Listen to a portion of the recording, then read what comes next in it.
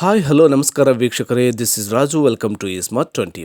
ನಾನು ಈ ವಿಡಿಯೋದಲ್ಲಿ ಗ್ರ್ಯಾಂಡ್ಮಾ ಕ್ಲೈಮ್ಸ್ ಟ್ರೀಯನ್ನು ಡಿಟೇಲ್ ಎಕ್ಸ್ಪ್ಲನೇಷನ್ನೊಂದಿಗೆ ಮತ್ತು ಒಂದು ಹೊಸ ವಿಧಾನದೊಂದಿಗೆ ವಿವರಿಸಲಿಕ್ಕೆ ಪ್ರಯತ್ನ ಪಟ್ಟಿದ್ದೀನಿ. ಸರ್, ಸಮರಿ ಅರ್ಥ ಮಾಡ್ಕೊಂಡ್ರೆ ಸಾಕು, ಯಾಕೆ ಪೊಯಮನ್ನು ಅರ್ಥ ಮಾಡ್ಕೋಬೇಕು ಅಂತ ಅನ್ಕೋಬೇಡಿ. ಯಾರು ಪೊಯಮನ್ನು ಚೆನ್ನಾಗಿ ಅರ್ಥ ಮಾಡ್ಕೊಂಡಿರ್ತೀರೋ ಅವರಿಗೆ ಸಮರಿ ಬಹಳಷ್ಟು ಈಸಿಯಾಗಿ ನಿಮಗೆ ನೆನಪುಳಿಯುತ್ತೆ ಮತ್ತು ಎಕ್ಸಾಮ್ದಲ್ಲಿ ಆರಾಮಾಗಿ ನೀವು ಬರಿಬೋದು. Okay, let's start the video. Ruskin bond ಅವ್ರು ಬರೆದಂಥ ಕವನ ಇದು, grandma climbs tree. Grandma climbs tree ಇದೊಂದು ವಾಕ್ಯ, ಇದೊಂದು ಸಿಂಪಲ್ ಪ್ರೆಸೆಂಟ್ ಟೆನ್ಸ್ಗೆ ಎಕ್ಸಾಂಪಲ್ ಆಗಿದೆ ನೋಡಿ. ಗ್ರ್ಯಾಂಡ್ಮಾ ಸಬ್ಜೆಕ್ಟ್ ಇದೆ, ಕ್ಲೈಮ್ಸ್ ಅನ್ನೋದು V1 ಪ್ಲಸ್ SRES ಇದೆ, ಪ್ಲಸ್ ಎ ಟ್ರೀ ಆಬ್ಜೆಕ್ಟ್ ಇದೆ. So it's an example for the simple present tense. Ruskin bond ಅವ್ರನ್ನ ಮೊದಲಿಗೆ ನೋಡ್ಕೊಂಡ್ಬಿಡೋಣ. ಇವರು ರಸ್ಕಿನ್ ಬಾಂಡ್ ನನ್ನ ಫೇವ್ರೆಟ್ ಕವಿ ಕೂಡ. ರಸ್ಕಿನ್ ಬಾಂಡ್ ಅವರು ಹುಟ್ಟಿದ್ದು ಬಾರ್ನ್ ಇನ್ ಕಸೋಲಿಯಲ್ಲಿ. ಕಸೋಲಿ ಅನ್ನೋದೊಂದು ಟೌನ್, ಇದು ಹಿಮಾಚಲ ಪ್ರದೇಶದಲ್ಲಿ ಬರುವಂಥ ಒಂದು ಟೌನ್, ಮತ್ತು 1934ದಲ್ಲಿ ಹುಟ್ಟಿದ್ರು. Ruskin Bond now lives in Mussoorie. ಆದರೆ ಇವಾಗ ನಮ್ಮ ಇಂಡಿಯಾದಲ್ಲಿ ವಾಸ ಮಾಡ್ತಿಲ್ಲ ಅವರು. ಮಿಸ್ಸೋರಿ ಅನ್ನೋದೊಂದು ಸ್ಟೇಟ್ಸ್ ಬರುತ್ತೆ, ಯುನೈಟೆಡ್ ಸ್ಟೇಟ್ದಲ್ಲಿ ಬರುವಂಥ ಒಂದು ಮಿಸ್ಸೋರಿಯಲ್ಲಿ ಅವರು ಈಗ ವಾಸ ಮಾಡ್ತಿದ್ದಾರೆ. ಹಿ ರೋಟ್ ಹಿಸ್ ಫಸ್ಟ್ ನೋವೆಲ್. ಅವ್ರು ಬರೆದಂಥ ಫಸ್ಟ್ ಕಾದಂಬರಿ ಯಾವುದು ಅಂದರೆ the room on the roof. ಎಷ್ಟು ಚೆನ್ನಾಗಿದೆ ನೋಡಿ ಹೆಸರು, the room on the roof ಅಂತ. ಅಂದರೆ ಛಾವಣಿ ಮೇಲೊಂದು ಮನೆ ಅಂತ.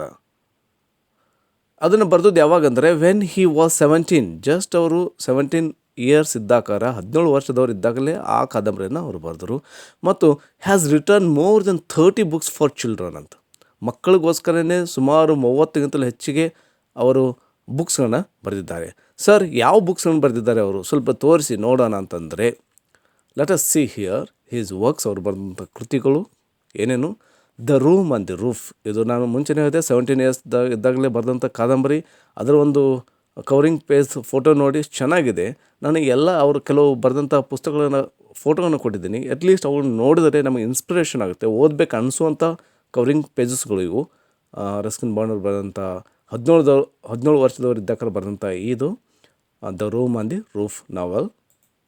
Next small towns big stories ಅಂತ ಮತ್ತೊಂದು ವರ್ಕ್ಸ್ ಬರೆದಿದ್ದಾರೆ, ಕೃತಿ ಸ್ಮಾಲ್ ಟೌನ್ಸ್ ಬಿಗ್ ಸ್ಟೋರೀಸ್ ಅಂತ. ಇನ್ನೊಂದು ವೈಟ್ ಕ್ಲೌಡ್ಸ್ ಗ್ರೀನ್ ಮೌಂಟೇನ್ಸ್ ಅಂತ. ವೈಟ್ ಕ್ಲೌಡ್ಸ್ ಗ್ರೀನ್ ಮೌಂಟೇನ್ಸ್ ಅಂತ ಬರೆದಿದ್ದಾರೆ. ಇನ್ನೊಂದು a song of many rivers. ಇಷ್ಟು ಚೆನ್ನಾಗಿ ಕವರಿಂಗ್ ಪೇಜಸ್ ಇದೆ, ಓದಬೇಕು ಅನಿಸುವಂಥ ಕವರಿಂಗ್ ಪೇಜಸ್ಗಳು ಇವು, ಅವರ ಕೃತಿಗಳು ಇವು. ಗ್ರ್ಯಾಂಡ್ಮಾ ಕ್ಲೈಮ್ಸ್ ಟ್ರೀ ಈ ಕವನ ಏನಿದೆಯಲ್ಲ, ಅಜ್ಜಿಯು ಮರವನ್ನು ಏರುತ್ತಾಳೆ ಅನ್ನೋದನ್ನು ಕವನ ಏನಿದೆಯಲ್ಲ, shows Bond's great ability to enjoy unusual events. Ruskin Bond ಅವರಿಗೆ ಇರುವಂಥ ಒಂದು ವಿಶೇಷವಾದ ಸಾಮರ್ಥ್ಯವನ್ನು ಸೂಚಿಸ್ತದೆ. ಏನು ಸಾಮರ್ಥ್ಯ ಅಂದರೆ ಟು ಎಂಜಾಯ್ ಮಾಡೋದು ಅನ್ಯೂಸುವಲ್ ಇವೆಂಟ್ಸ್ಗಳನ್ನ ಅಂದ್ರೆ ಅಸಾಮಾನ್ಯ ಘಟನೆಗಳು ಏನಿರ್ತಾವೆ ನೋಡ್ರಿ, ಇವೆಂಟ್ಸ್ ಆಗಿರ್ಬೋದು, ಆ್ಯಕ್ಷನ್ಸ್ ಆಗಿರ್ಬೋದು, ಅವುಗಳನ್ನ ಎಂಜಾಯ್ ಮಾಡೋದು. ಏನು ಸರ್ ಅದಕ್ಕೆ ಅಂತ ನಾವು ಅಂತಿರ್ತೇವೆ ನೋಡಿ. ಏನಾದರೂ ನಮ್ಮ ಅಜ್ಜ ಅಜ್ಜಿ ಏನಾದರೂ ಒಂದು ಮಾಡ್ತಾನೆ ಇರ್ತಾರೆ, ಅವಕ್ಕೆ ನಾವು ಬೈತಾ ಇರ್ತಿರ್ತೀವಿ, ಅದು ಮಾಡಬೇಡಿ ಇದು ಮಾಡಬೇಡಿ ಅಂಥೇಳಿ.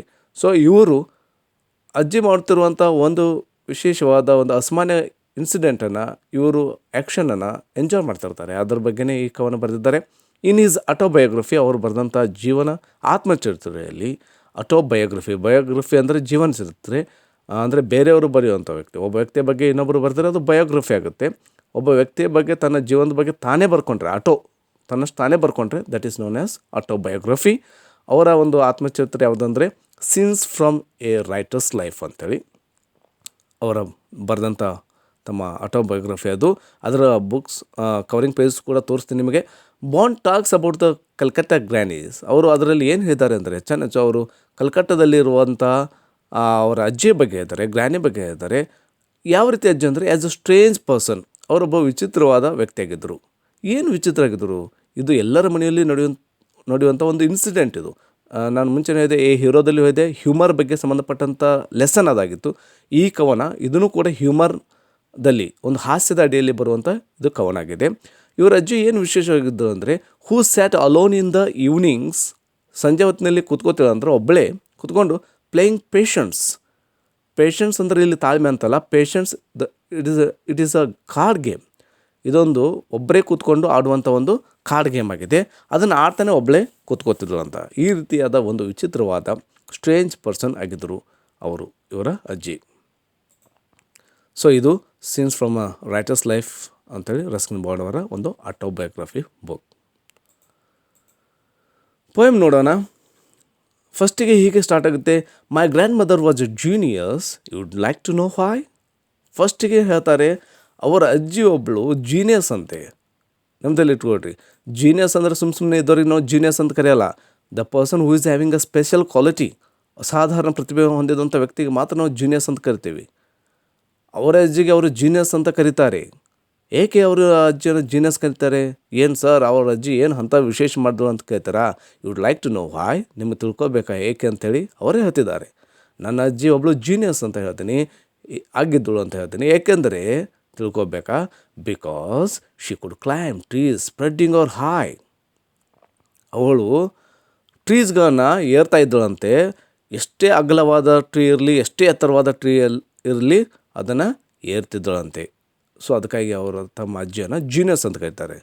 ಇಲ್ಲಿ ನೋಡಿ, ನಾನು ಅಂಡರ್ಲೈನ್ ಮಾಡಿದ್ದೀನಿ ಹಾಯ್ ಮತ್ತು ಹಾಯ್ಗೆ ಇವೆಲ್ಲ ರೈಮ್ಸ್ಗಳು, ರೈಮಿಂಗ್ ವರ್ಡ್ಸ್ಗಳು. ಇವು ಲಾಸ್ಟಿಗೆ ನಾನು ಅಂಡರ್ಲೈನ್ ಮಾಡಿದ್ದೀನಿ, ಅದನ್ನು ಹೇಳ್ತಾ ಹೋಗಲ್ಲ, ನೀವು ನೋಡ್ತಾ ಇರಿ. ವಾಯ್, ಹಾಯ್ ಇವೆಲ್ಲ ರೈಮಿಂಗ್ ವರ್ಡ್ಸ್ಗಳು. ಸರ್ ಏನು ಅದರಲ್ಲಿ ಏನು ವಿಶೇಷ ಇದೆ ಅಜ್ಜಿ ಮರವಣಿ ಇರೋದು ಅಂತ ಅನ್ಕೋಬೇಡಿ. ಹಾಗಾದ್ರೆ ಏನು ವಿಶೇಷ ಮಾತಂದರೆ, should be up there branches in a trees. ನೋಡಿ, ಮರವನ್ನು ಏರೋದು ಅದೇನು ಸ್ಪೆಷಲ್ ಅಂತ ಅನ್ಕೋಬೇಡಿ. ಏಕೆ ಅವಳು ಅಜ್ಜನ ಜೀನಿಯಸ್ ಅಂತ ಕರೀತಾರೆ? ಫಸ್ಟ್ ಒನ್ ಥಿಂಗ್, ಅವಳು ಮರವನ್ನು ಏರೋದು, ಶಿ ಕುಡ್ ಕ್ಲೈಮ್ ಟ್ರೀಸ್. ಮತ್ತು ಎಂಥ ಮರ? ಸ್ಪ್ರೆಡಿಂಗ್ ಅವರ್ ಹಾಯ್, ಎಷ್ಟೇ ಅಗಲವಾಗಿರಲಿ, ಎಷ್ಟೇ ಎತ್ತರವಾಗಿರಲಿ.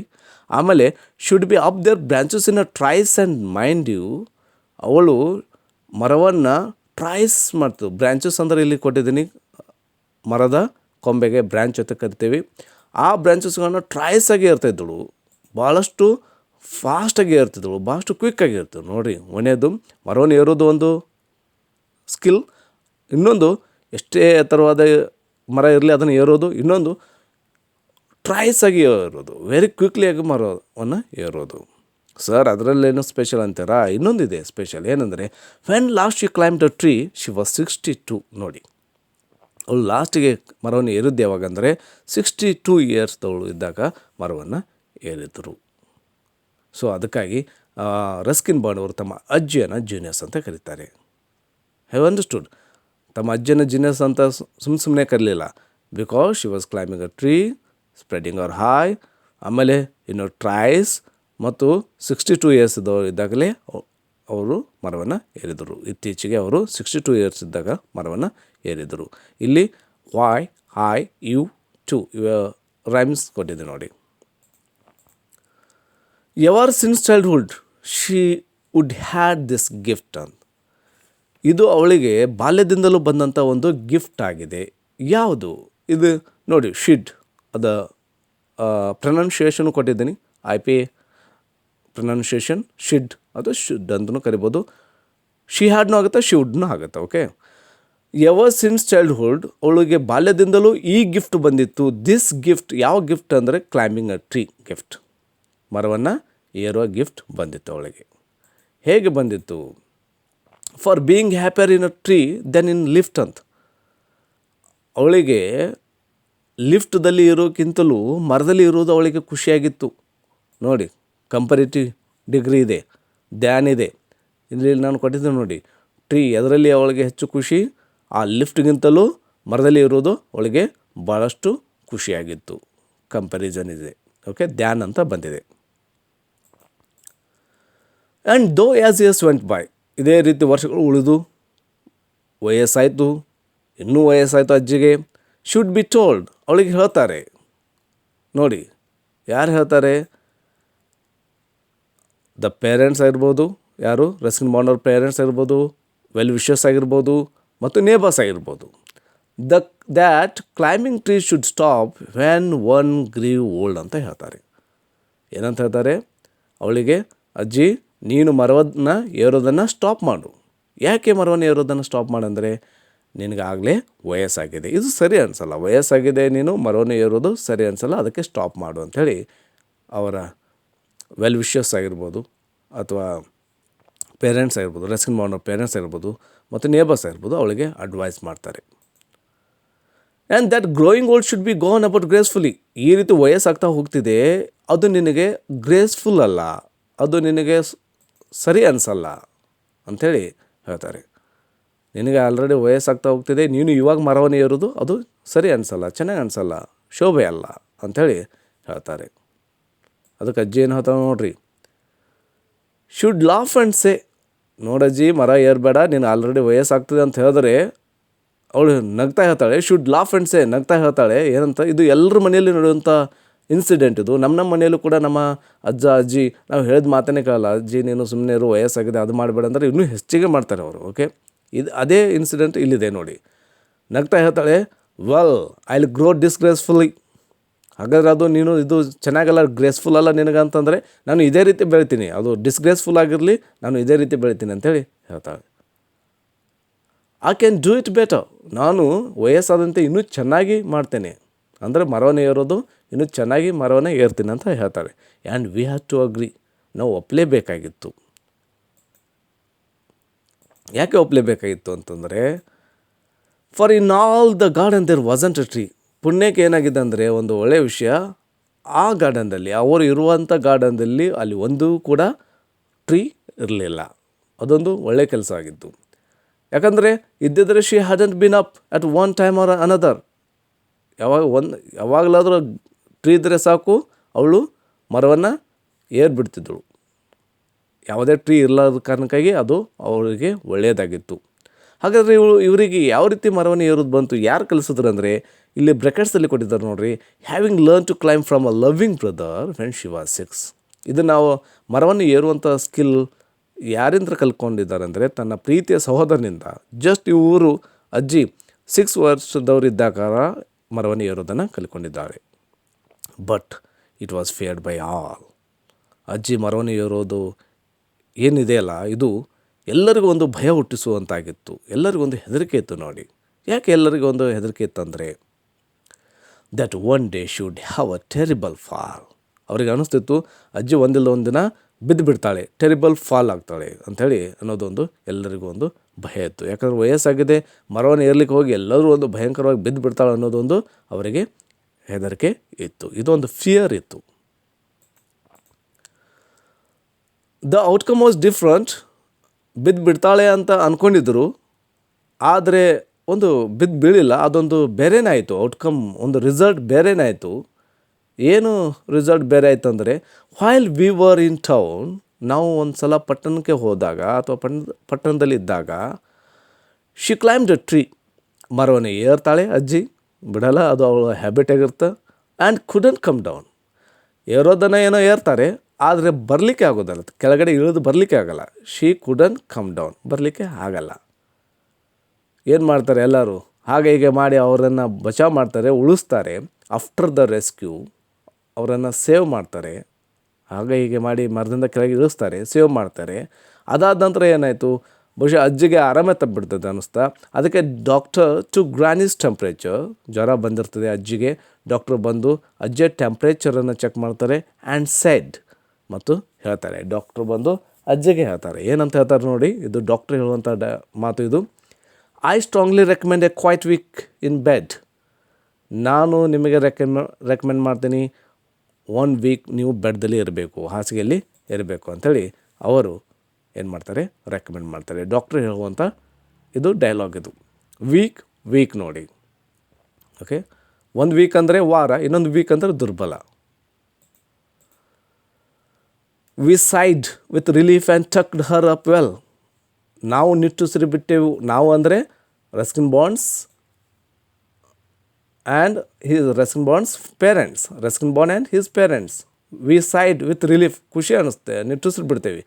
ಟಕ್ಡ್ ಹರ್ ಅಪ್ ವೆಲ್, ಚೆನ್ನಾಗಿ ಆರಾಮಾಗಲಿ ಅಂತೇಳಿ ಅವರಿಗೆ ವ್ಯವಸ್ಥೆ ಮಾಡಲಿಕ್ಕೆ ಸ್ಟಾರ್ಟ್ ಮಾಡ್ತಾರೆ. ಯಾಕೆ ಅವ್ರಿಗೆ ರಿಲೀಫ್ ಆಗಿರಬೇಕು ಅನ್ನೋದು ನಿಮ್ಗೆ ಗೊತ್ತಾಗುತ್ತೆ. ಯಾಕಂದರೆ ಇನ್ನೇನು ಅಜ್ಜಿ ಮರವನ್ನು ಏರ್ಲಿಕ್ಕೆ ಆಗಲ್ಲ, ಇನ್ನು ಆರಾಮಾಗಿ ಮನೇಲಿ ಇರ್ತಾಳೆ ಅನ್ನೋದೊಂದು ಅವರಿಗೆ ಖುಷಿ ಅನ್ನಿಸುತ್ತೆ, ರಿಲೀಫ್ ಅನಿಸುತ್ತೆ.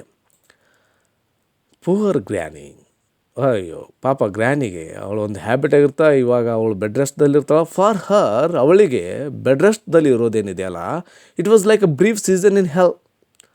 ಅದೊಂದು ಬ್ರೀಫ್ ಸೀಸನ್ ಇನ್ ಹೆಲ್ ಆಗಿರುತ್ತೆ. ಎಲ್ಲೂ ಅದು ಅಂದರೆ ಲಿವಿಂಗ್ ಇನ್ ದ ಹಾಸ್ಪಿಟಲ್ ಆಗಿರ್ಬೋದು, ಅಥವಾ ಕನ್ಫೈನಿಂಗ್ ಟು ಬೆಡ್ ಆಗಿರ್ಬೋದು. ಅವಳಿಗೆ ಏನಾಗುತ್ತೆ, ಬ್ರೀಫ್ ಸೀಸನ್ ಇನ್ ಹೆಲ್. ಹಾಸಿಗೆಯಲ್ಲಿ ಬಿದ್ದುಕೊಂಡಿರೋದು ಅವಳಿಗೆ ಒಂದು ನರಕದ ರೀತಿ ಅನ್ನಿಸ್ತಿರ್ತೈತಿ. ಅದೊಂದು ನರಕದ ಅವಸ್ಥೆ ಆಗಿರ್ತೈತಿ. ಇಲ್ಲಿ ಲೈಕ್ ಅನ್ನೋದಿದೆ ನೋಡಿ, ಇದು ಯಾವ ಫಿಗರ್ಸ್ ಆಫ್ ಸ್ಪೀಚ್ ಆಗುತ್ತೆ, ಸಿಮಿಲಿ ಆಗುತ್ತೆ. ಲೈಕ್ ಅಂತ ಬಂದಿದೆ, ಲೈಕ್ ಬಂದರೆ ಅದು ಸಿಮಿಲಿ ಅಂತ ಹಾಕಿಬಿಡಿ. Okay, it was like brief season in hell. ಯಾವುದು ಹೆಲ್ಲಾಗಿರ್ತದೆ? ಸೊ ಅವಳಿಗೆ ಹಾಸಿಗೆಯಲ್ಲಿ ಇರೋದು ಅದೊಂದು ಹೆಲ್ಲಾಗಿ ಕಾಣಿಸ್ತಿರ್ತದೆ. ಕನ್ಫೈನ್ ಟು ಹರ್ ಬೆಡ್ರೂಮ್, ಯಾವಾಗಲೂ ತನ್ನ ಬೆಡ್ರೂಮ್ದಲ್ಲೇ ಇರೋದು ಅವಳಿಗೆ ಅದೊಂದು ನರಕದ ರೀತಿಯಾಗಿರ್ತದೆ. ಅವಾಗ ಮಲಗಿರ್ಬೇಕಾದ್ರೆ ವೈಲ್ ಎವ್ರಿ ಬ್ರೀಸ್, ಪ್ರತಿಯೊಂದು ತಂಗಾಳಿ, ಬ್ರೀಸ್ ತಣ್ಣನೆಯ ಗಾಳಿ ಅದು ಬಂದು ಏನು ಮಾಡ್ತಿರ್ತದೆ ನೋಡಿ, ವಿಸ್ಪರ್ಡ್ of a summer and dancing leaves.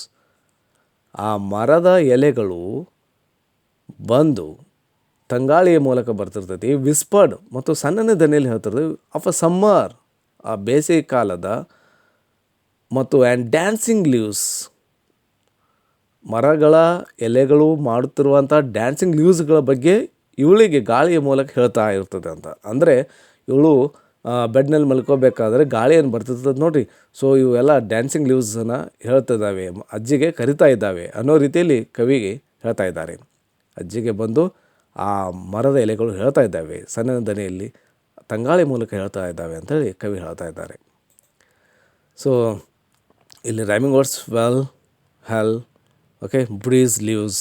Okay, but she had held her peace. ಮರಗಳು ಕರಿತಾ ಇರ್ತಿರ್ತವೆ ಬಾ ಏರು ಅಂಥೇಳಿ, ಆದರೆ ಇವಳು ತನ್ನ ಪೀಸನ್ನು, ಪೀಸ್ ಅಂದ್ರೆ ಶಾಂತಿಯನ್ನು ಇಟ್ಕೊಂಡಿರ್ತಾಳೆ, ಶಾಂತವಾಗಿ ಇರ್ತಾಳೆ. ಎಲ್ಲಿವರೆಗೂ ಶಾಂತವಾಗಿರ್ತಾಳೆ? ಟಿಲ್ ಶಿ ಫೆಲ್ ಸ್ಟ್ರಾಂಗರ್, ಅವಳು ಸ್ಟ್ರಾಂಗ್ ಆಗೋವರೆಗೂ ಕೂಡ ಶಾಂತವಾಗಿ ಇರ್ತಾಳೆ. ಅವಳು ಒಂದು ಸ್ವಲ್ಪ ನನಗೆ ಆರಾಮಾಗಲಿ ಅಂತ ಅಜ್ಜಿ ಕಾಯ್ತಿರ್ತಾಳೆ. ದೆನ್ ಶಿ ಸ್ಯಾಟ್ ಅಪ್, ಆರಾಮಾಗುತ್ತೆ ಸ್ವಲ್ಪ, ಎದ್ದು ಕೂತ್ಕೋತಾಳೆ. ಆ್ಯಂಡ್ ಸ್ಯಾಡ್, ಎದ್ದು ಕೂತಂದ ತಕ್ಷಣ ಹೇಳ್ತಾಳೆ ನೋಡ್ರಿ, ಐ ಲೈ ಹಿಯರ್ ನೋ ಲಾಂಗರ್, ನಾನು ಇಲ್ಲಿ ಹೆಚ್ಚು ಹೊತ್ತು ಕಾಲ ಇಲ್ಲಿ ಇರಲ್ಲ. ಯಾಕೆ? And she called for my father, ನಾನು ಇಲ್ಲಿ ಇರಲ್ಲ ಅಂಥೇಳಿ ಯಾರಿಗೆ ಕರೀತಾರೆ? ನನ್ನ ತಂದೆಗೆ ಕರೀತಾರೆ. ಮೈ ಫಾದರ್ ಅಂದರೆ ಇಲ್ಲಿ ರಸ್ಕಿನ್ ಬಾಂಡ್ಸ್ ಫಾದರ್ನ ಕರೀತಾರೆ, ಕರೆದು ಹೇಳ್ತಾರೆ. ಆ್ಯಂಡ್ ಟೋಲ್ಡ್ ಹಿಮ್ ಅನ್ಡೌಂಟೆಡ್, ಹೆದರಿಕೆ ಇಲ್ಲಾರ್ದು ಹೇಳ್ತಾರೆ. ಏನಂತ ಹೇಳ್ತಾರೆ ನೋಡಿ, that A house in a tree top was what she now wanted. ಅವಳಿಗೆ ಒಂದು ಹೌಸ್ ಬೇಕಂತ. ಎಲ್ಲಿ ಹೌಸ್ ಬೇಕಂದರೆ ಇನ್ ಅ ಟ್ರೀ ಟಾಪ್, ಮರದ ಮೇಲೆ ಒಂದು ಮನೆ ಬೇಕಂತ ಅವಳಿಗೆ. ಈಗ ವಾಟ್ ಶಿ ನೋ ವಾಂಟೆಡ್, ಅವಳಿಗೆ ಈ ಸದ್ದು ಬೇಕಾಗಿದ್ದು ಮರದ ಮೇಲೊಂದು ಮನೆ. ನನಗೆ ಇಲ್ಲಿ ಈ ಮನೆಯಲ್ಲಿ ಇರಲಿಕ್ಕಾಗಲ್ಲ, ನನಗೆ ಮರದ ಮೇಲೊಂದು ಮನೆ ಕಟ್ಟಿಕೊಡು ಅಂಥೇಳಿ ರಸ್ಕಿನ್ ಬಾಂಡ್ ಅವರ ತಂದೆಗೆ ಅಜ್ಜಿ ಹೇಳ್ತಾರೆ. ಅನ್ಡೌಂಟೆಡ್ ಆಗಿ ಹೇಳ್ತಾರೆ. ಅಂದರೆ ರಸ್ಕಿನ್ ಬಾಂಡ್ ಅವರ ತಂದೆ ಅಜ್ಜಿಗೆ ಮಗನಾಗಿರಬೇಕು.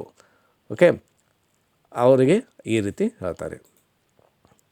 ಇಲ್ಲಿ grandma told him undaunted that a house in a tree top was what she now wanted ಅನ್ನೋದು ಇದೊಂದು ಇಂಡೆಕ್ಸ್ ಸ್ಪೀಚ್ಗೆ ಎಕ್ಸಾಂಪಲ್ ಆಗಿದೆ. My dad knew his duties, ನನ್ನ ತಂದೆಗೆ ಅವನ ಕರ್ತವ್ಯದ ಬಗ್ಗೆ ಗೊತ್ತಿತ್ತು. ರಸ್ಕಿನ್ ಬಾಂಡ್ ಅವರು ಹೇಳ್ತಿದ್ದಾರೆ, ನನ್ನ ತಂದೆಗೆ ಅವನ ಕರ್ತವ್ಯದ ಬಗ್ಗೆ ಗೊತ್ತಿತ್ತು. ಇದು ಎಲ್ಲರೂ ಮಾಡುವಂಥದ್ದು. ಯಾರಾದರೂ ತಾಯಿ ಏನಾದರೂ ಹೇಳಿದರೆ ಮಗನಾಗಿ ಕೇಳುವಂಥದ್ದು ಮತ್ತು ಮಗನಾಗಿ ಅದನ್ನು ಡ್ಯೂಟಿಯನ್ನು ಮಾಡುವಂಥದ್ದು, ಇದು ಒಳ್ಳೆಯ ಕೆಲಸ ಮಾಡ್ತಾರೆ. ಹಿ ಸೆಡ್, ರಸ್ಕಿನ್ ಬಾಂಡ್ ಅವ್ರ ತಂದೆ ಹೇಳ್ತಾರೆ, ಇಲ್ಲಿ ಹೇಳುವಂಥ ಡೈಲಾಗ್ ರಸ್ಕಿನ್ ಬಾಂಡ್ ಅವ್ರ ತಂದೆ ಹೇಳುವಂಥ ಡೈಲಾಗು, ದ್ಯಾಟ್ಸ್ ಆಲ್ ರೈಟ್. ಅಜ್ಜಿ ಹೇಳ್ತಾಳೆ ನನಗೆ ಮರದ ಮೇಲೆ ಒಂದು ಮನೆ ಬೇಕಂತೇಳಿ. ಇವರು ಹೇಳ್ತಾರೆ ಆಯಿತು ಮಾಡ್ತೀನಿ. You will have what you want here. ನನ್ನ ತಾಯಿ, ಪ್ರೀತಿಯ ತಾಯಿ, ನಿಮಗೇನು ಬೇಕೋ ಅದನ್ನು ನಾನು ಮಾಡ್ತೀನಿ ಅಂತ ಹೇಳ್ತಾರೆ. ಮತ್ತು ಇನ್ನೊಂದು ಹೇಳ್ತಾರೆ, I will start work tonight, ನಾನು ಇವತ್ತು ರಾತ್ರಿಯೇ ವರ್ಕನ್ನು ಸ್ಟಾರ್ಟ್ ಮಾಡ್ತೀನಿ ಅಂಥೇಳಿ ಹೇಳ್ತಾರೆ. ಪ್ರತಿಯೊಬ್ಬ ಮಗನು ತಾಯಿಯ ಇಷ್ಟವನ್ನು ನೆರವೇರಿಸೋದು ಅವರ ಕರ್ತವ್ಯ ಇರ್ತದೆ. ಸೊ ಇಲ್ಲಿ ಮಗನಾಗಿ ತನ್ನ ತಾಯಿಯ ಇಷ್ಟವನ್ನು ರಸ್ಕಿನ್ ಬಾಂಡ್ ಅವರ ತಂದೆ ನೆರವೇರಿಸಲಿಕ್ಕೆ ಪ್ರಯತ್ನ ಪಡ್ತಾರೆ.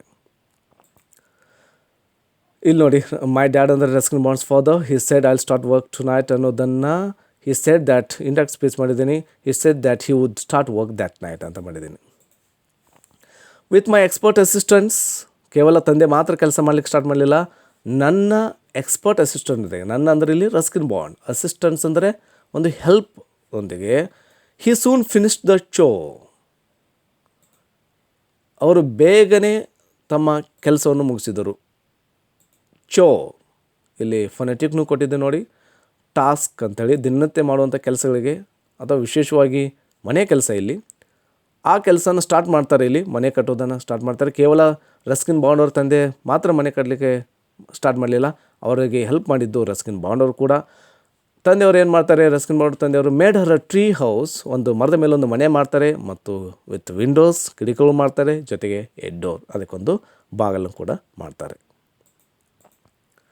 ಸೊ ಗ್ರ್ಯಾನಿ ಮೂಡ್ ಅಪ್, ಮನೆಯೆಲ್ಲ ರೆಡಿ ಆಯಿತು. ಅಜ್ಜಿ ಮೇಲೆ ಏರಿ ಕೂತ್ಕೋತಾಳೆ, ಹೋಗ್ತಾಳೆ ಮೇಲೆ. ಆ್ಯಂಡ್ ನೌ ಎವ್ರಿ ಡೇ, ಪ್ರತಿದಿನ ಇವಾಗ ಅಜ್ಜಿ ಏನು ಮಾಡ್ತಿದ್ದಾಳೆ ನೋಡಿ. I climb to her room with glasses and tray. Ruskin bond ಅವರು ಆ ಮನೆಗೆ ಹೋಗ್ತಿರ್ತಾರೆ. ಹಾಗೆ ಹೋಗ್ತಿರಂಗಿಲ್ಲ, ಅವ್ರ ಕೈಯಲ್ಲಿ ಗ್ಲಾಸಸ್ ಮತ್ತು ಟ್ರೇ ಇರುತ್ತೆ. ಏನು ಮಾಡ್ತಿರ್ತಾರೆ ನೋಡಿ, ಗ್ಲಾಸಸ್ ಮತ್ತು ಟ್ರೇ ತೆಗೆದುಕೊಂಡು she sits there in state, ಆರಾಮಾಗಿ ಅಜ್ಜಿ ಕೂತ್ಕೊಂಡು and drink sherry with me. Ruskin bond ಅವರು ಮತ್ತು ಅವರ ಅಜ್ಜಿ ಶೆರಿಯನ್ನು ಕುಡಿತಾ ಇರ್ತಿರ್ತಾರೆ. ಶೆರಿ ಮೀನ್ಸ್ ಎಲ್ಲೋ ಅವರು ಬ್ರೌನ್ ಕಲರ್ ವೈನನ್ನು ಅವರು ಸೆರೆಯನ್ನು ಆರಾಮಾಗಿ ಕುಡಿತಾ ಎಂಜಾಯ್ ಮಾಡ್ತಿರ್ತಾರೆ. Upholding her right to reside in a tree.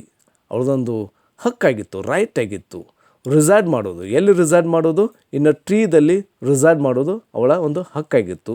So ಅದಕ್ಕಾಗಿ ಆ ತನ್ನ ಹಕ್ಕನ್ನು, ರೈಟನ್ನು, ಯಾವುದು ರೈಟ್ ಅದು ರಿಸೈಡ್ ಇನ್ ಅ ಟ್ರೀಯನ್ನು ಅವಳು ಎಂಜಾಯ್ ಮಾಡ್ತಾ ಆರಾಮಾಗಿ ಇದ್ದಳು. ಇಲ್ಲಿ ಸಮರಿ ಆಫ್ ದ ಪೋಯಮ್ ಕೊಟ್ಟಿದ್ದೀನಿ. ಇದು ನಮ್ಮ SLC ಬೋರ್ಡ್ದವರು ನೀಡಿದಂಥ ಸಮರಿನೇ ಇಲ್ಲಿ ಯೂಸ್ ಮಾಡಿದ್ದೀನಿ. ಇವಾಗ ನಿಮಗೆ ಈಸಿಯಾಗಿ ಸಮರಿ ಅರ್ಥ ಆಗುತ್ತೆ. The poet Ruskin bond calls is grand mother as a genius because she could climb A tree.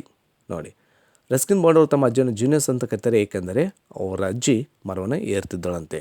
Even at the age of 62, ಅವಳು 62 ವಯಸ್ಸಾದಾಗಲೂ ಕೂಡ she was fascinate to climb the tree.